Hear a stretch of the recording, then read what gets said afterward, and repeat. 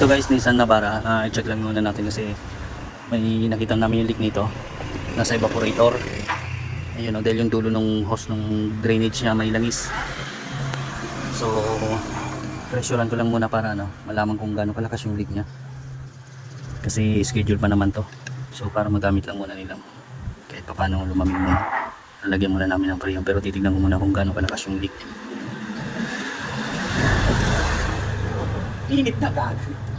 So, Nissan Navara nga pala to guys, na pick up Nissan Navara. So, ito pressurean lang muna.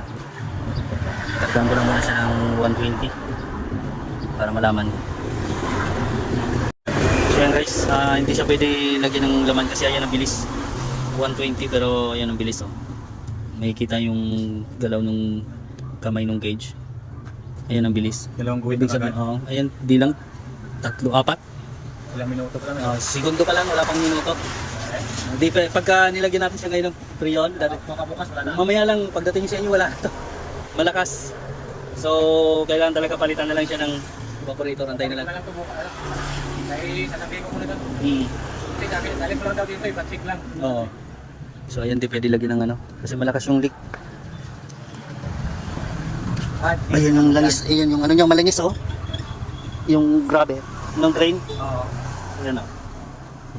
So ayan oh. Yung dulo niya, yan langis yan oh. Ayun. Yun. Ibig sabihin yan yung butas niya. Nasa evaporator. Diyan lumabas yung Yung langis oh, sumasama doon sa tubig. Yan oh. Noong linggo, nung ginamit ko to, may lamig pa sa ako dinagay ano ba? Oo. Pag mag-parking ko, Oo. putang dami ng tubig. Nagulat ako, sino bakit ganito ang tubig niya? Dati kapag layo ng lakad ko, pag galing ba, gano'n na lang, Oo. pagkakata. So palit ng talaga to, ng evaporator.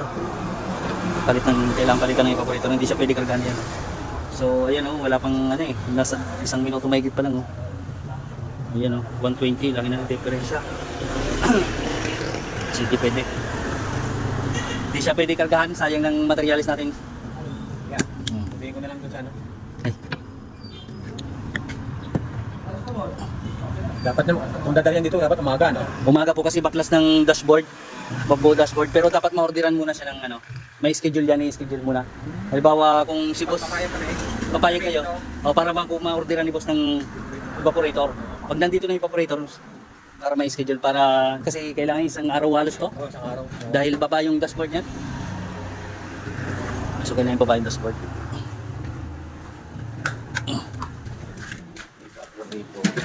Lakas ng niya, lakas ng butas. Laki yung bukas. Oo, kadalasan ng ganyan naman ang problema.